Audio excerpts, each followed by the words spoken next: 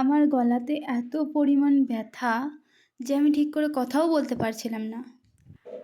Hello everyone, তোমরা সব কেমন আছো? আশা করছি ভালো আছো।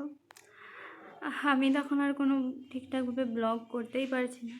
শরীরের যা অবস্থা হয়ে গেছে, কথা বলতে গিয়েও কষ্ট হচ্ছে। তারপরে আমি আমার ফুম্মাদের বাড়িতে আসি, মানে আমাদের বাড়ির পাশেই দেখেছো এই যে মার্বেলের কাজ হচ্ছে, মানে এইটা বাথরুম পুরো কমপ্লিট হয়ে গেছে, দেখতে খুব সুন্দর লাগছে।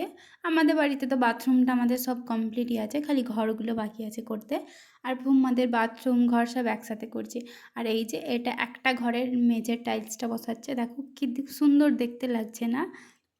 মিস্ত্রি কাকুরা তখন ওখানে কাজ করছিল। আর ওখানে গিয়ে বেশিক্ষণ দাঁড়ানো যায় না, এত পরিমাণে ধুলো ওড়ে। তো তোমরাও বলো যে টাইলসগুলো দেখতে কেমন লাগছে। আর এই টাইলসগুলো অনলাইনে অর্ডার করে আনা হয়েছে। আর এটা আনা হয়েছে ফুরফুরা শরীফ থেকে, ওখান থেকে আনা হয়েছে। আমরা জানি ফুরফুরা শরীফ একটা ওখানে কোনো বিশাল দরগা এরম টাইপের কিছু আছে। আমি কোনোদিনও যাইনি, বাট আমি নাম শুনেছি। তো ওখানে একটা মানে দোকান আছে, অনেক বড় শোরুম। তো ওখান থেকে এনেছে। তারপরে আমি ঘরে চলে আসি, ঘরে এসে দেখি যে মা আমার জন্য রুটি করছে, কারণ আমার যে পরিমাণ ঠান্ডা লাগা, শরীর খারাপ, আজকে এত পরিমাণে জ্বর। এখানে মা দেশি ডিম, পোলট্রি ডিম সেদ্ধ করতে দিয়েছে।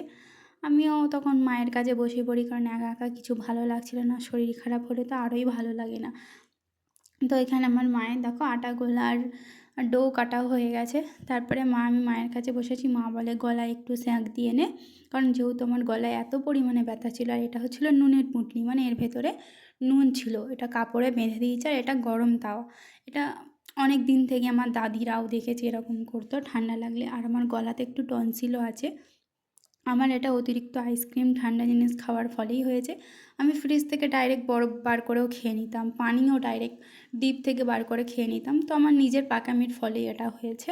তো তোমরা এমনটা কেউ করো না, না হয়তো আমার মতনই ভোগান্তি হবে তোমাদের। আমি বসে বসে ওখানে স্ন্যাক দিই, আর ততক্ষণে মা আমার জন্য খাবার রেডি করে নেয়, কারণ রাতে আমি ভাত খাবো না। এই যে এখানে রুটি, ডিম সেদ্ধ, তারপরে চাও করেছিল, আর আলুর তরকারি, কারণ আমি রুটি আলুর তরকারি দিয়েই খেতে ভালোবাসি। তারপরে আমি আর মা বসে বসে খাওয়া দাওয়া শুরু করে দিই, আর আব্বা তো ওখান থেকেই খেয়ে আসে। তো আজকের ভিডিওটা এতটুকুই ছিল, কেমন লাগলো অবশ্যই বলো।